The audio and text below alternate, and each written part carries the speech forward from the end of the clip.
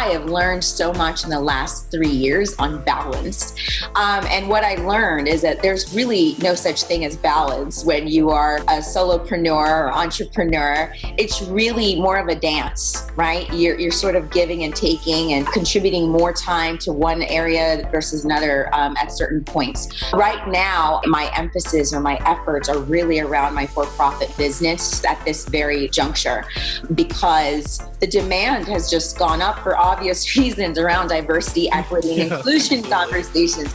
And I work with global organizations, and sometimes global companies will reach out to me for cross-cultural communication conversations, which all falls into, diversity, equity, inclusion. Because that there's a pull there, what I'm doing right now as far as my foundation is really focusing on research, identifying grants, learning as much as I can. Even though I've lived experience, it's really important for me to collect stories from others, because this foundation is not about my journey, it's about the journey of others. So it's really critical that I do the work to learn and listen.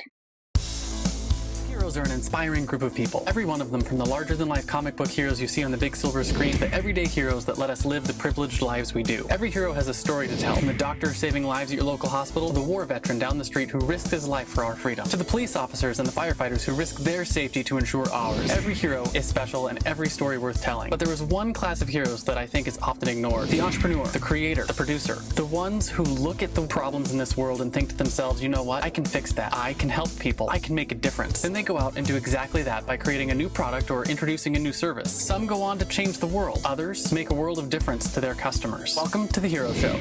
Join us as we pull back the masks on the world's finest heropreneurs and learn the secrets to their powers, their success, and their influence, so you can use those secrets to attract more sales, make more money, and experience more freedom in your business. I'm your host, Richard Matthews, and we are on in 3, 2, 1. Hello and welcome back to The Hero Show. My name is Richard Matthews, and I'm live on the line today with Martine Kalaw. Martine, are you there? I am here, Richard. Nice to be here. Awesome. Glad to have you here. And for those of you who are following along with our journey, we are still stuck in Kissimmee, Florida for our travels because of the whole Corona stuff. Martine, you're coming in, you said, from DC, is that right? That is correct. Awesome. How is how is DC actually? I know on the news they're making it out to be pretty terrible, but is it as bad as they make it out to be up there? You know what?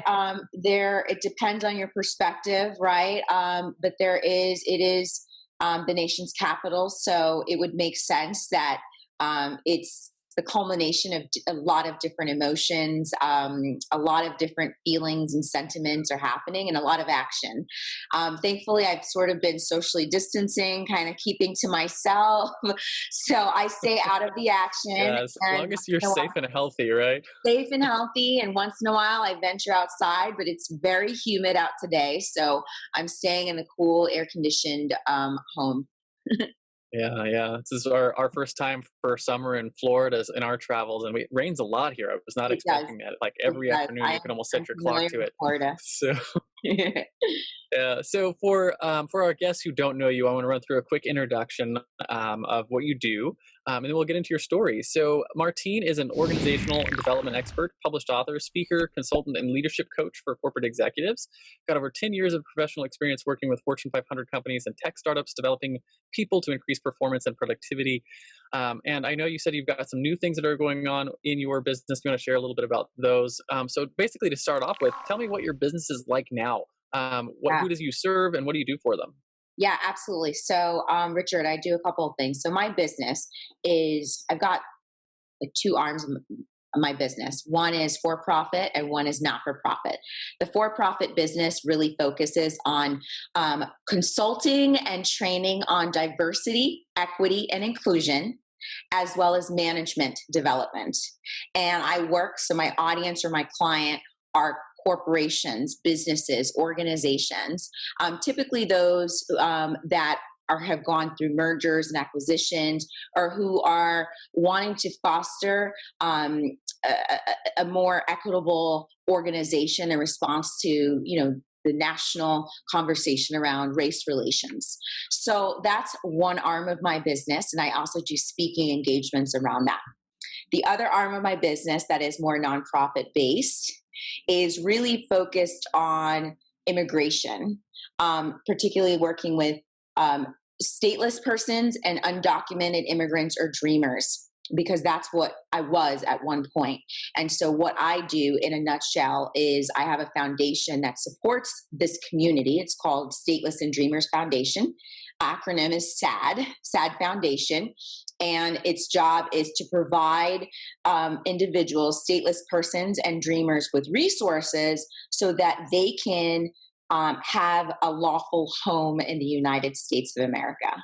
Awesome. So for those of us in the audience who might not know, can you just give a brief definition of what a stateless person and what a dreamer is? Yes, absolutely. So I'll start with a stateless person is someone who does not have a country that or nationality. So essentially, the country that they were born in does not recognize them as a citizen, and sometimes they will migrate to another country that also doesn't recognize them as a citizen.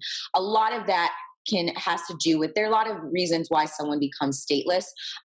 One of the more common reasons now is through climate change. So when people have to migrate or they lose their particular country or region is no longer livable, they're forced to migrate to a new location, and so they no longer have a nationality of that existing place or that former country because it's no longer livable.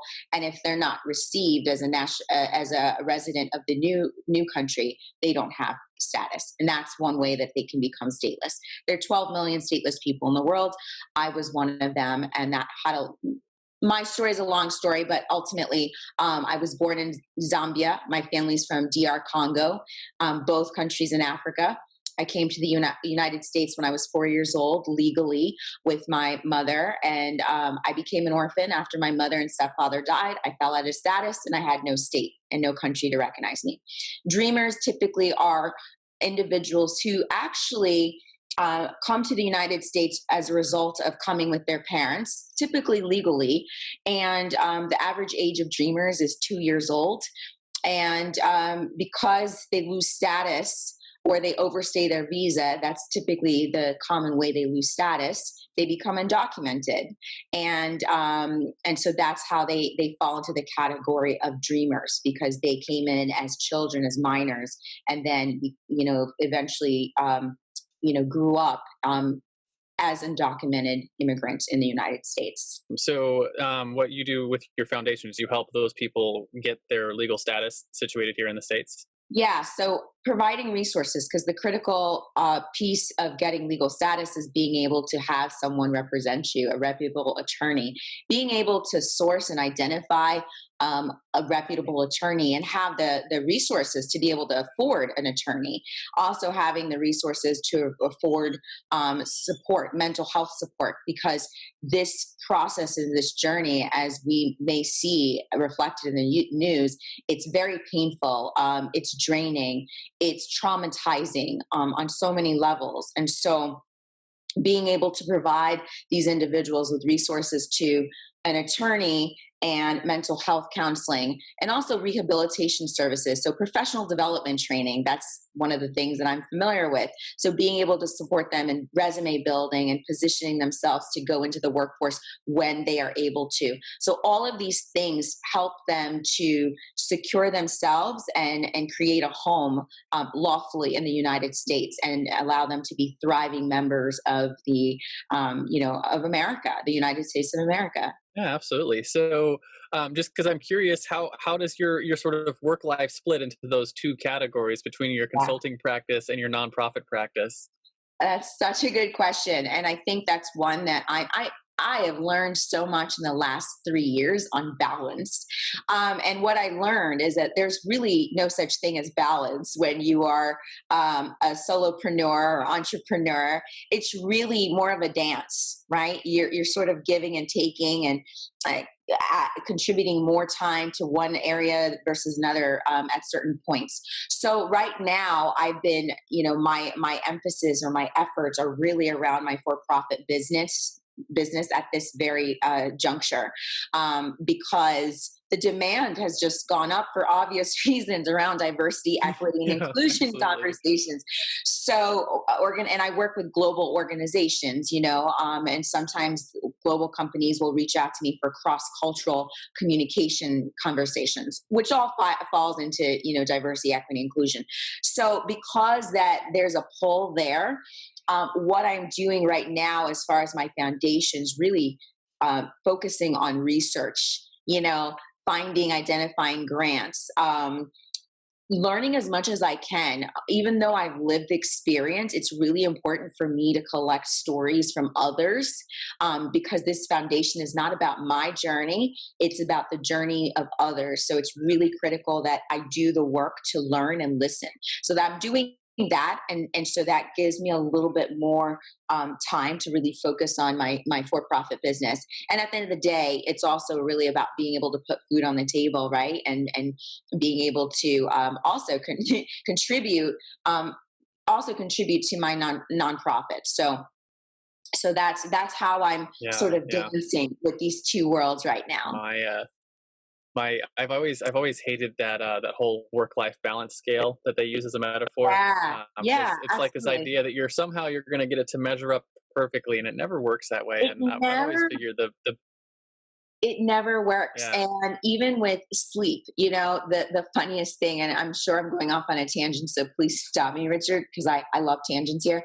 But I thought, oh, as an entrepreneur, I will have, you know, it's so exciting because now I don't have to work for anyone else. I work for myself. I'll have all this time in the world. I can just wake up when I want. I can go to sleep when I want. But I find that I'm working way more um, now than I ever had before when I worked for somebody else. But it's so rewarding. It's absolutely rewarding for me. And every day, I am so fortunate that I can show up for myself and for these dreams that I have, and it has an impact, a greater impact. It's got a ripple effect, Yeah. on other people, and that's what really motivates me and drives me to keep going. Absolutely. So, what I want to find out from you then is your origin story, right? So, we say on this show all the time, every good comic book hero has an origin story. It's the thing that made them into a hero, right? Yeah. That they are today. I want to hear that story from you. Were you born a hero, or were you bit by the radioactive spider that made you want to start a business, right? Or did you start in a job and eventually move into becoming an entrepreneur? Basically, I want to find out where you came from to start doing what you do now. Yeah, that's a really great question. Was I born a hero? I'd love to say that. I mean, but I honestly think that I had the potential to when I was born with the potential of being a hero. However, I had to maybe I had to develop the strength to wear that cape, because if I were as a superhero, I have a cape. I'm able to fly and maneuver everywhere, and I developed the muscles to be able to fly and be a superhero through my own journeys and my struggles and my challenges, particularly as being stateless and undocumented. And I was in deportation proceedings for 7 years of my life. So really fighting to not be placed in a detention facility indefinitely, knowing that if I probably wouldn't make it out alive. Right.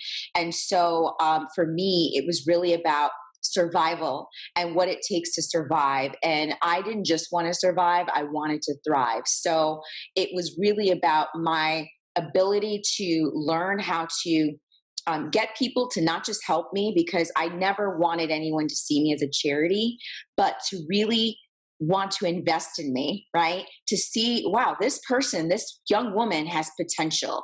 And it behooves me to want to see, her out, live out her vision.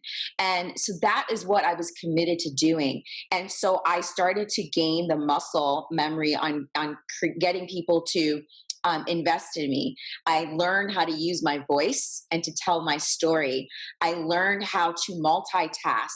I mean, at the same time that I was working a job, I was maneuvering through two immigration lawyers. I was going to immigration hearings. I was having emotional breakdowns maybe once a week, if not more, because I was terrified of where my life was going and what would happen to me physically, because of my lack of status. I learned to network, right? It was really about not just about showing up in a room, but it was about building relationships and following up on those relationships. I also learned the power of my voice. I mean, I said that earlier about storytelling, but really how to harness my voice and how to not appear downtrodden, even when I felt I didn't always feel my best. How to position myself, so that people really saw me as someone who, yeah, she's worth, my time. People don't necessarily, if people feel pity for you, they see you as charity, and it's short lived. That the time that they spend supporting you is short lived. But when people, when they're inspired by you and they're inspired by your story, your energy, your vision, I mean, they're committed, right? And it's not necessarily financial. It's just their emotional commitment, their time. And so these skills literally influence everything that I'm doing today. I've spoken on the TEDx stage. I speak all the time. I get paid to speak about immigration, about diversity, equity, inclusion, and about management training and my own story. And every time I speak, people come up to me afterwards and say, "You're an amazing storyteller. Where did you learn that skill?" And I'm thinking, I mean, my whole life, I had to tell my story. That was what I was forced to do as a result of my immigration journey. Every time I went into that courtroom, I had to retell my story to get people to hear me. So that's where I developed that skill. As far as being a consultant and a trainer and having to show up, and I'm coaching CEOs of companies. I'm advising the head of human resources at other companies. I'm training individuals who have have tenure in their companies, and I show up as the expert. How am I able to do that? Because I had to do it all my life. I was always fighting for people to see me, fighting for my ability to survive, it was during those interviews that I had for college, for grad school, it was really about my ability to get that person to want to invest in me. So these are actually the critical skills that have helped harness the business that I have today, the work that I do. It's really about my ability to tell stories, my ability to empower other people, right, through my own experiences, my ability to get people to see me and hear me, and also my diplomacy. I learned that, just through my experiences, my journey, and then my ability to multitask. It sounds like your journey sort of forced you to become the hero you are, right? That's right. You had to learn these skills and develop them. That's right. In order to get where you are, which is an interesting thing, right? Not all of us have to go through that type of a crucible to build our skills, right? We have other things that we've done, but yeah, it sounds like you've come out on the other side of that with a lot of skills, which I think ties nicely into my next question I have for you, which is about your superpowers. So we say every iconic hero has a superpower, whether that's a fancy flying suit made by a genius intellect or the ability to call down thunder from the sky. In the real world, heroes have what I call a zone of genius, right? Which is a skill, or it's a set of skills that you either were born with or you developed over time that energize everything else that you do. Right? They're the ones that bring life to all of your skills. The superpower is really what sets you apart and allows you to help other people slay their villains, right, and come out on top in their journeys. So, if looking through all the things that you just mentioned, what do you think the one skill is that is your superpower that really lets you help others? I would say empathy. Empathy is my superpower, because it's allowed me to maneuver into different spaces and see things from different lenses and different perspectives. my own story, my own journey has forced me to sort of live in different spaces and connect with different communities of people. But my ability to be empathetic has allowed me to also understand somebody who shows up or understands or comes from has a different perspective. My willingness to listen, my willingness to understand, my assumption that for the most part, people have their intentions are generally good. Maybe the way they communicate it is not always effective or it's not always clear. But I go into conversations with that assumption. Or if that person does not have a good, positive and good intentions towards me, I still go into the conversation assuming that there's something I could learn from this. So I really do have this ability to be empathetic and then illustrate that to others. And I think that is what gives me the superpower, and that has allowed me to maneuver through life because I'm able to mirror other people in a lot of ways. And we all know, one of the key criteria or one of the critical components of sales is mirroring. When someone is able to connect with you because you're able to connect with them, there's a level of comfort that's established. And so that really starts with understanding the other person. And for me, it really starts, the foundation of that is empathy. Yeah. Empathy is an interesting superpower. I've actually been surprised how many people I've had on the show that empathy is a superpower that they mention. Yeah. As where they are. A lot of them tend to be in that coaching consulting space because it might be a foundational skill there. But empathy is that ability to put yourself in the other person's shoes, like physically and mentally and emotionally, and really understand them and where they're coming from and how they view the world.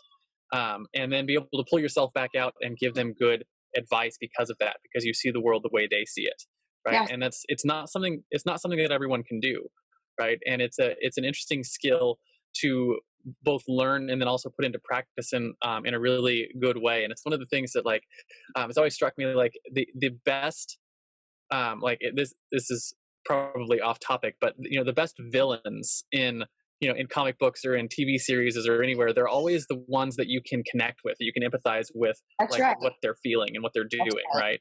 Mm-hmm. And because nobody is a villain in their own story, right? Like you said, they have good intentions. Yeah. And generally speaking, I say this, I always say to people all the time, when people know better, they do better. Right. That's right. That's so, I love what you said, that statement. No, that quote, no one's a villain in their own story. That's so accurate. And in the work that, I'm not surprised that some of your past guests have also said empathy, because at the end of the day, if the work, when you think about being an entrepreneur and really people, you have to influence people, right? To get to even share and communicate your product. It's really about influencing people. You really do need to be able to connect with them. And at the end of the day, for me, I use empathy as a tool, an avenue to empower people. Right?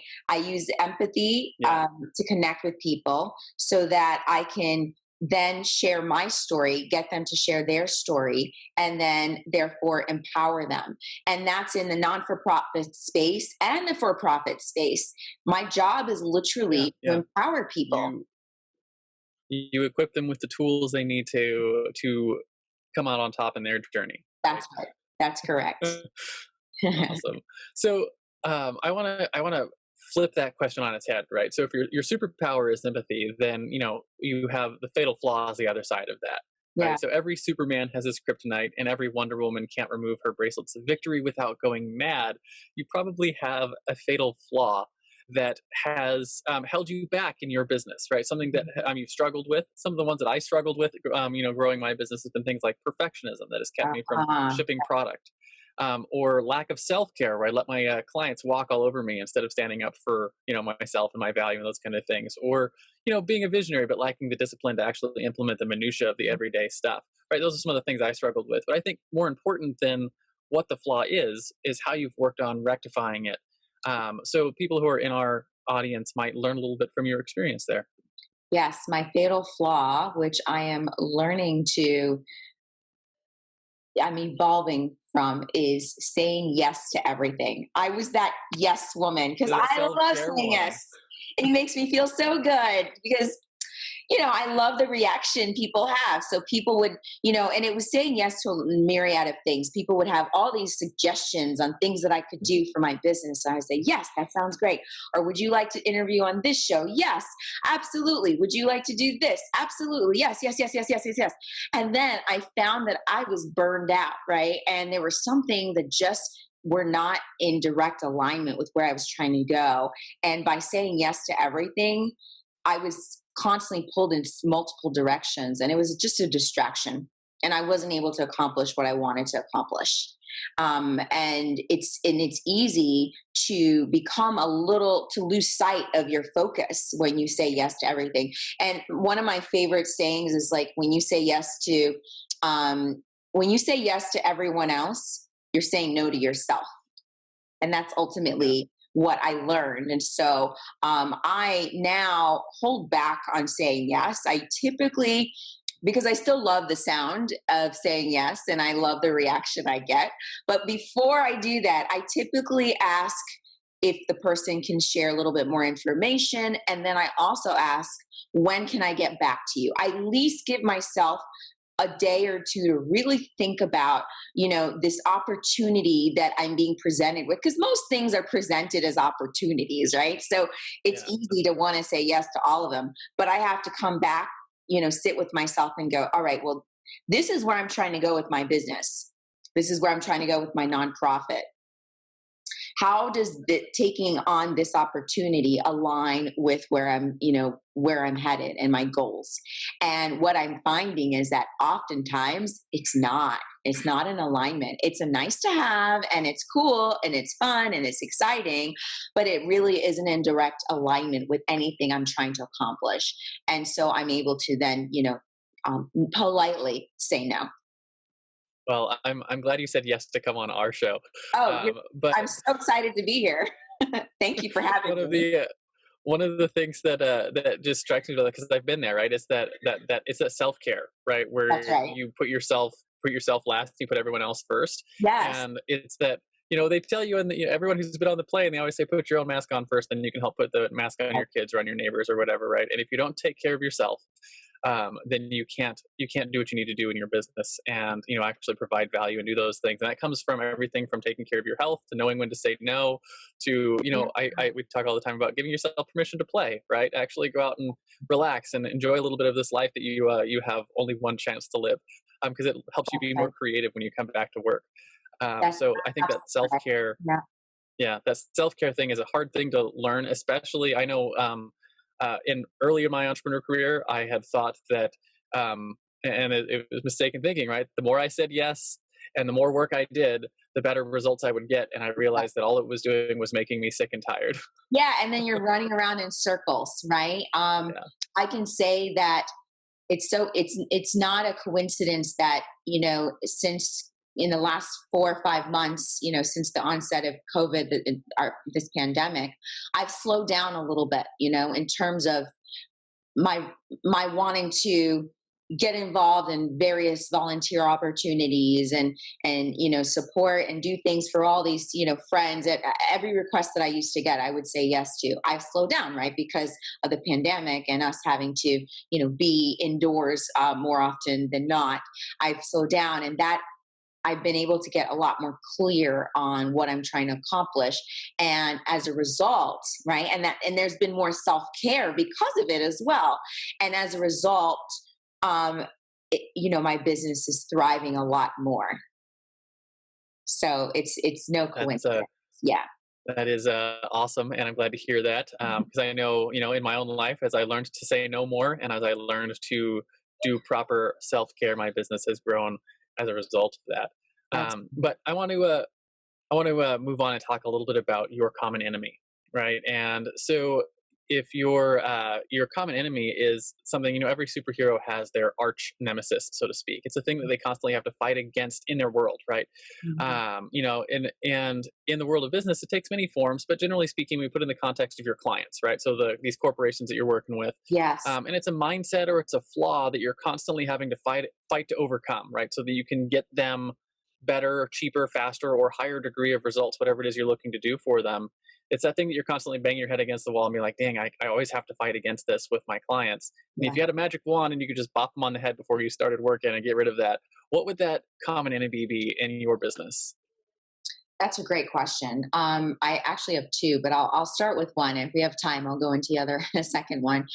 So for me, it's usually being able to clearly identify who is the decision maker right away, right? Being able to access the decision maker for that business or that organization right away. And it doesn't matter. Sometimes, I'm always very clear when reaching out to organizations as to what my mission is and what I can offer and whom I'd like to connect with and speak with. But there's usually some level of bureaucracy or, red tape that, that's just standard for most organizations. Some organizations have more of it than others. And so it would just be great, to be able to go directly to that decision maker as opposed to spending a couple of days talking to person X and then being passed on to person Y and then going back. So that's just something that I imagine that quite a number of people in my line of work deal with. And you can be as clear and as direct as you want to be, but that's sometimes just part of the process. And that's quite frankly, some of the things that, someone like myself, when, you're hired within an organization, that's one of the things you want to support the organization and being able to work through. Yeah, the whole idea of finding the decision maker, and I remember when I was working with companies, like I worked for a company once where I was in like the C-level executive Yes, team, exactly. and I remember like it's such an interesting world because like every decision, it's like the whole team has to come and weigh in on whether or not they have any expertise in that area, and it's like I was the marketing director, and it's like, hey, we're gonna run this marketing campaign, and the finance director would be like, well, I don't like that messaging. And I'm like, but you don't understand psychological messaging. Like, Right. You can tell us whether or not we have the budget for it, but I don't understand why your opinion is valid otherwise. Right. But it's like, that's just the corporate red tape that you deal with. And all organizations do that. So when you come in as an outside consultant, you sort of have to play that ping pong and figure out, okay, who's the person that's actually going to say yes? That's right. And allow me to help them the way that, they hired me to help them. Yeah. And it requires just knowing how to navigate people. And that's why I'm really grateful that I spent 12 years in the corporate world, because I also know just the corporate dynamics and how to maneuver through various leadership or executives. And so that's been really helpful and beneficial for me. But absolutely, it's that corporate red tape is not always ideal. It's not always my line of fun. work. So the flip side then of your common enemy is your driving force, right? So just like Spider-Man fights to save New York or Batman fights to save Gotham, where Google fights to index and categorize all the world's information, I want to know what it is that you fight for, right? Your mission, so to speak. What is that? Giving people a voice. And when you think about it in the context of not-for-profit, it's giving stateless persons, dreamers, a voice. An opportunity and a way to create their own identity, and that starts with their voice. It's really, this community is they often feel they lose their dignity in the process of having to fight for themselves, and they feel disempowered. And when that happens, they lose their voice. And so I want to restore their voice and their dignity.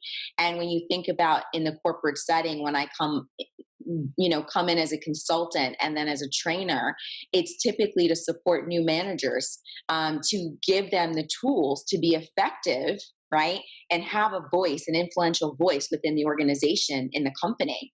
When I come in to do diversity, equity, and inclusion work or consulting, it's the same thing. It's to help the organization have a lot more clarity on the people and the circumstances that don't allow for some individuals to have a stronger voice in the organization. So at the end of the day, that is what I do. I help to harness people's voices. Yeah. So the thing that reminds me it reminds me of something that I talk about all the time with building relationships, right? I say that human beings, just as a species, we're a story-born people, right? Mm-hmm. And we judge the depth of our relationships based on how much of the other person's story we know, Mm-hmm. right? So Right. it's sort of like a climbing stair step of like an acquaintance is someone who you might know their name, but you don't know their story, right? And a friend might be someone whose story you know, right? And a best friend might be someone who you know a lot of their stories, and like your You closest might have friend, right? lived their Maybe your wife. story with them. Yeah, right. Where Yeah. like my wife, for instance, I've heard every story that she has to tell. My wife, and she's heard all of mine. The only way that we can grow our relationship any deeper is to go out and create new stories together, right? And that's how we judge the depth of our relationships is by learning each other's stories. So when you talk about giving someone their voice, you're teaching them how to tell their story and how to hear other people's stories, so that because when you hear about the dreamers and you hear about stateless people, you hear about this in the news a lot, um, until you start to realize and hear those people's stories, it's hard to connect with them and That's hard right. That's to right. understand the problems that they're going that they're facing. Right. Because it's facts and figures are not stories. When you hear someone's story, that's where the empathy comes in. That's where you're able to see a Yeah. little bit of yourself in them. And that's where that human connection comes from and where it develops, right? And that's where that understanding comes from as well. So my next question for you then is generally it's practical. This is a practical portion of the show. We call it the hero's tool belt, but I want to focus it a little bit on how you help people develop their voice. So, what we say is, every superhero has their tool belt, right? Awesome gadgets like batarangs or web slingers or laser eyes or whatever. And talk about one or two tools that you use every day in your business, right? And it could be anything from your notepad, your calendar, your marketing tools, your product delivery. But if we could, I want to talk if you have any specific tools you use to help people learn to develop their voice or to develop their story. Where do those sort of fit into your practical like tool sets? That's really great. So I'll start with some of the tools that, like, you know, standard tools that I use for my business. One is yes, my calendar. I could not function without my calendar. I actually have I've got a Google Calendar, I have an Outlook calendar. I got to figure out how I can sync those two together. But all my other calendars sync together, and then I have a to-do list. So every night, I write down all the things that I need to get done for the next day. And then I also have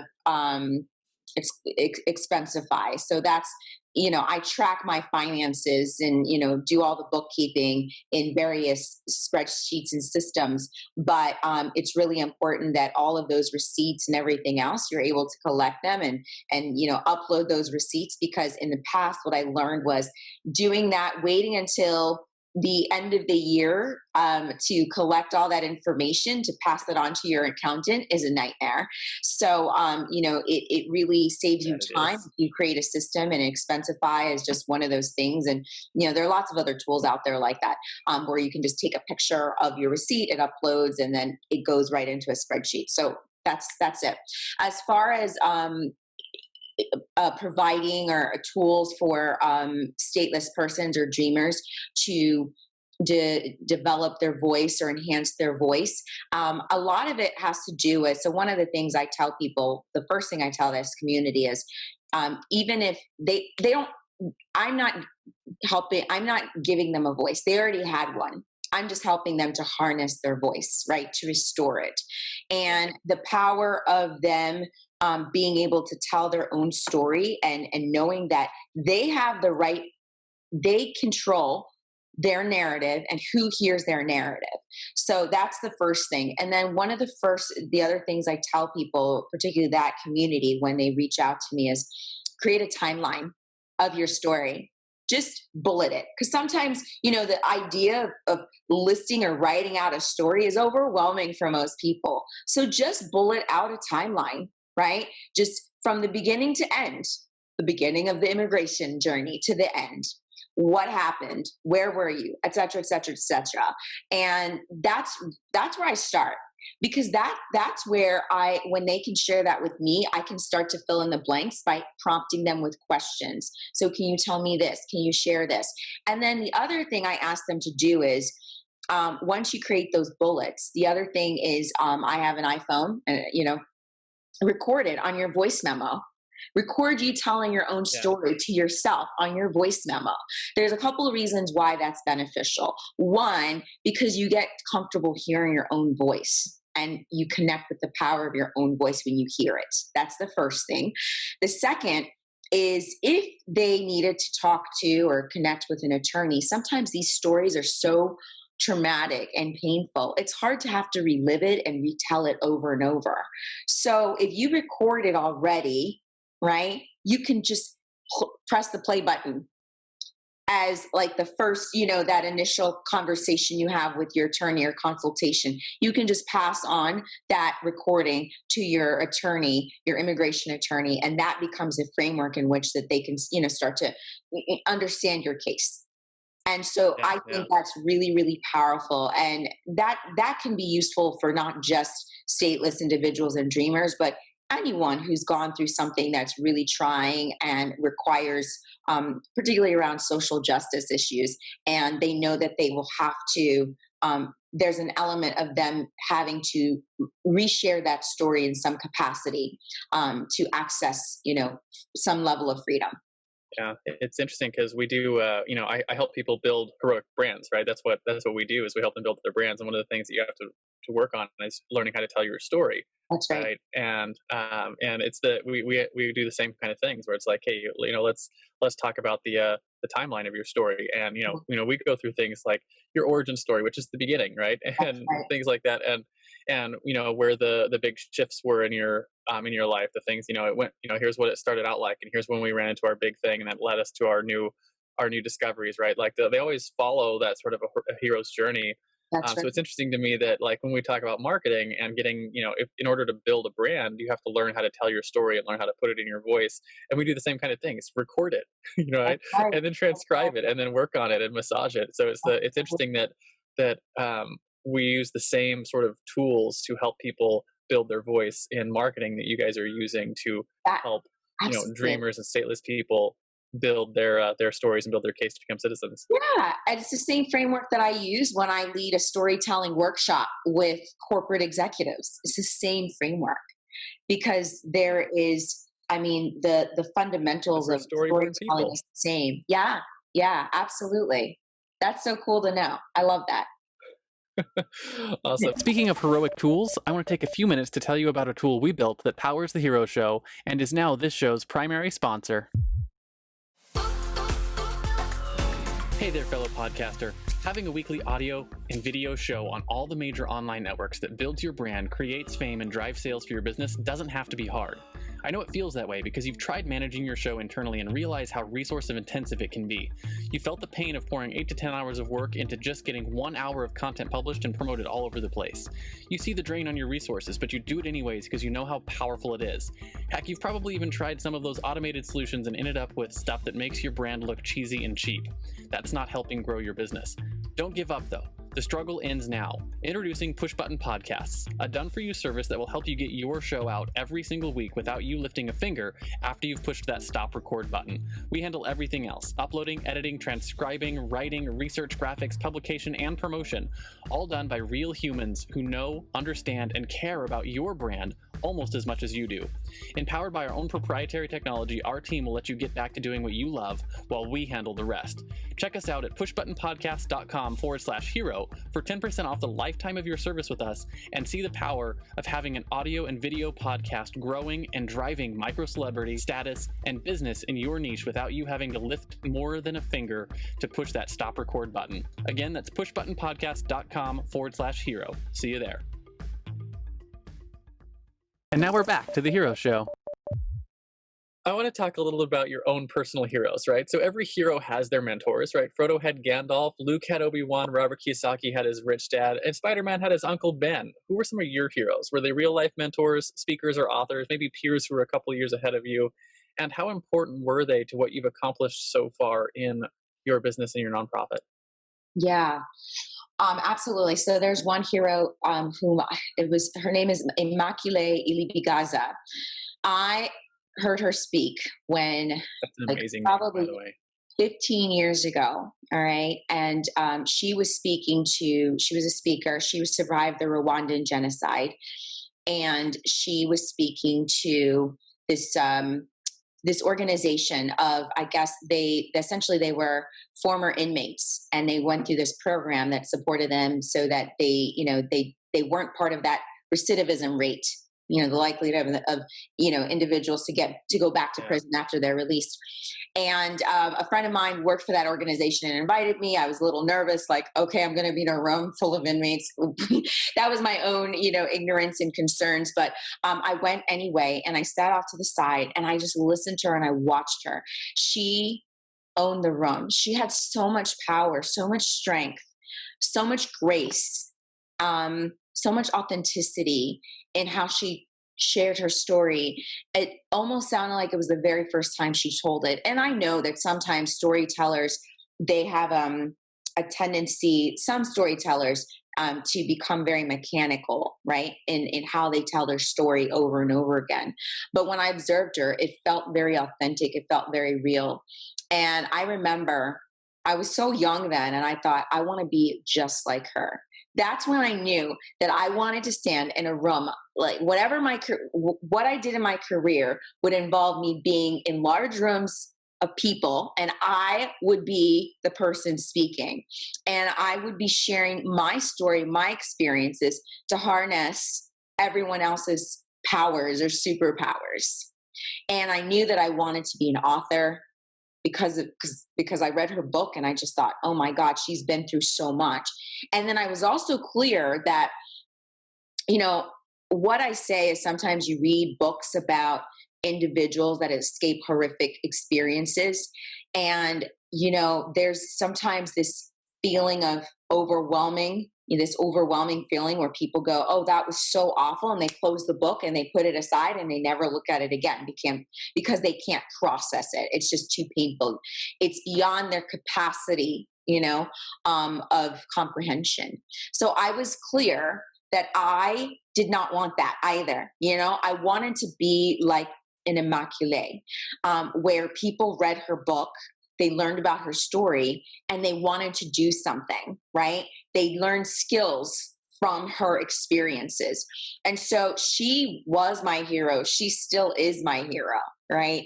I wanted to do that. And so I literally decided from that day forward, like, I'm going to get over my fear of public speaking. I am going to win my immigration case, because when I do, I'm going to be standing in front of people, a myriad of people, large groups of people, and telling my story. And then I'm also going to be able to teach people something. And at that point, I didn't know what it was, but that literally influenced the trajectory of my life. So she is my hero. That's awesome. Yes. That's really cool. And just because I'm curious, one of the things that I've noticed happens a lot is the people who are your heroes don't always even know how much impact they have made on your life. Does she know at this point, or is she still? I mean, she's a celebrity, so I don't know that she knows. I mean, I sent her, you post something on Twitter, but I'm sure she gets a lot of tweets from thousands of Yeah, people around the world. it's So I don't know that she knows, it's one of but those things that it's always struck me, right? That you don't always know who you're influencing, right? So you have to get up every day, whatever it is you're doing, give it your all, give it your 100%, yeah, because the people that you're impacting, you have that ripple effect when you go out and you give yeah, your value to the world, right? That's what she was doing, is she was giving her value as best she could. And that's look right. at, just the little ripple effect from one person that heard her all those years ago, right? And That's everything right. that you're doing now as a From a result of it. 45-minute conversation, presentation, or speech, and change the whole trajectory of my life. Absolutely. Yeah, that's amazing. So what I want to talk about then is I think something that goes along well, right, with the is called your guiding principles, right? And one of mine is to give your all the time, right? Which I think ties into that last point. But one of the things that makes heroes heroic is that they live by a code. For instance, Batman never kills his enemies; he always brings them to the Arkham Asylum. So as we wrap up this interview, I want to talk about the top one or two principles that you use every day in your life. Maybe something you wish you would know when you first started out on your hero's journey. Well, I've always known this, and um, because it's worked, I really believe it. I don't just know it; I believe it, and it's I really believe in the impossible. It's Lewis Carroll said it in Alice in Wonderland that I think up. I think 1,000 impossible things a day. I literally when I was younger, I called it daydreaming. I would just daydream about all these things that I wanted to experience in life and all the places in the world I wanted to travel. I was just daydreaming, but little did I know that I was actually visualizing. And some of the best athletes, some of the most influential, figures in our world visualize. And so what you do is you basically live out, you know you live out an idea that hasn't come to fruition. You live it out, and then you're actually able to manifest it. I didn't know the power of visualizing, and I just called it daydreaming. And little did I know that everything I visualized, like, it hit me just a few weeks ago, like, oh my gosh, I used to daydream all this stuff, and I'm actually doing it. And it's just Yeah. mind blowing. And so and it really comes from when you visualize. Sometimes some people will refer to the what you desire as lofty goals. I don't believe that anything is lofty. I believe anything can be achieved, really. And Yeah. so that's just how I live my life, and that's how I've gotten from where I came from as this orphaned, undocumented, girl from Zambia, to the person that I am today. It's because I just live in Yeah. this place of impossibility, and I make it possible. And then the second one is that life is not fair. It has never been okay with me. So that's saying that, oh, life is just not fair. I'm not okay with that. And so that's why I do the work that I do. That's why I do the work that I do around diversity, equity, and inclusion in workplaces. That's why I do the work that I do with managers and equipping them to be more effective managers, because it's not okay to just accept that life is not fair. Well, if it's not, then what can we do to make it more equitable? Awesome. Yeah. I really love the whole point about visualization. I remember, about 10 years ago, I had something I called a dream board, right, that I had up on our Um, wall, and it was yeah. just like newspaper clippings and magazine clippings of all the things that I wanted to do in my life. Yes. We had moved a number of years ago, and I had taken all those down and put them in a folder. And I pulled them out a couple of years ago and realized that every single thing that I had clipped and put on that board, I had done. And so it included everything from like traveling full time with my family to, like I wanted a nice set of chef's knives, and like it was like little Wow. things like that. And I had all sorts of stuff on my board, and every single one of them I had done in my life because I put them on the board. And it's amazing how you can affect the outcome of your life by doing those things. And like my wife and I do things like, when we were stationary, we used to go to open houses in the in to the nice area of town with all the fancy like mansions and stuff like that, and walk through them. Or we'd go to we'd go and look at RVs before we could actually buy an RV and travel and stuff like that, right? And it's this idea that you can affect the outcome of your life by the inputs that you put in, That's correct. and it's a powerful thing. A lot of people don't know that they can do it, and like I They had people really tell me I can. was crazy, and Well, and yet yeah, here we that's the are. thing. Not everyone will get it, and so, one of the things I always caution, I suggest to anyone, particularly those who are on this entrepreneur journey, is you don't have to tell everyone your dreams. and your goals. Not everyone will get it. Not everyone will support you, and it's only based on their own experiences and their understanding. And so some people will caution you because they think they're trying to protect you, but it might actually end up holding you back. And so you really want to be mindful of what you say and who you tell your dreams to. Some people are better off you telling your dreams to after you actually make it happen, right? Because it just you don't want it's a lot of truth in that. Yeah, so that's something I just wanted to add to what you were saying. So that's basically a wrap on our interview, Martine. But I do finish every interview with a simple challenge. I call the Heroes Challenge. This is actually how you ended up on our show from Kyle Grapponi's interview. And I do this basically. It's a totally selfish thing that I do so I can get access to stories I might not otherwise find. So my question is simple: do you have someone in your life or in your network that you think has a cool entrepreneurial story? Who are they? First names are fine. And why do you think they should come share their story with us on the Hero Show?